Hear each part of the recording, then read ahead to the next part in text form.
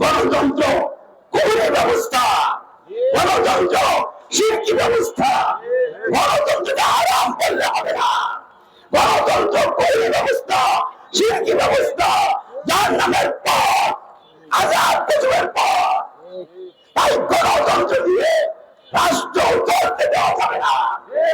তাই সরকার, প্রশাসন, আলেম ওলামা সকলকে ডাইরেক্ট গণতন্ত্রের বিরুদ্ধে রাজপথে নামতে হবে। গণতন্ত্র হচ্ছে মানবতার শত্রু, মুসলমানের শত্রু। এই গণতন্ত্রকে আর রক্ষা নয়, এবার গণতন্ত্রকে কবর দিতে হবে, ব্যবহার করতে হবে, এই দেশ থেকে বিতাড়িত করতে হবে। আর কোরআনকে সমাজ এবং রাষ্ট্রে সংবিধান দিয়ে প্রতিষ্ঠা করে কোরআনের আইন দিয়ে সমাজ রাষ্ট্র পরিচালনা করতে হবে।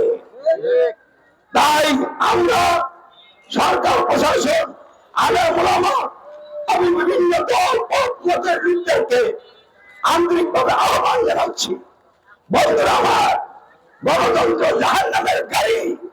গণতন্ত্র দিয়ে যারা নেতা সরকার, তারা জাহান্নামের গাড়ির ড্রাইভার। আর যারা গণতন্ত্র মেনে চলে, তারা জাহান্নামের গাড়ির প্যাসেঞ্জার। বর্তমানে গণতন্ত্র জাহান্নামের গাড়ি ডক্টর ইউনূস ড্রাইভ করে দেশ এবং জাতির মানুষকে নিয়ে জাহান্নামে যাচ্ছে। আমরা ইসলামী সমাজ গণতন্ত্রের বিরুদ্ধে বিদ্রোহ করেছি। এই গণতন্ত্রের ভিত্তিতে রচিত সংবিধান, যেই সংবিধান বলছে জনগণ সকল ক্ষমতার মালিক, এই সংবিধানকে আমরা অমান্য করেছি।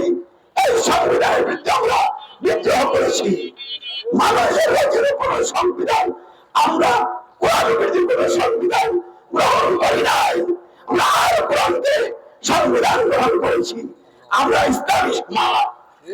আর গণতন্ত্র দিয়ে ডক্টর ইউনূসের নেতৃত্বে বর্তমানে বিভিন্ন দল মতপথের লোকদেরকে নিয়ে যে সমাজ রাষ্ট্র গঠিত, এটা হলো জাহিলি সমাজ। আমরা জাহিলি সমাজ ভাঙছি, ইসলামী সমাজ গড়ছি।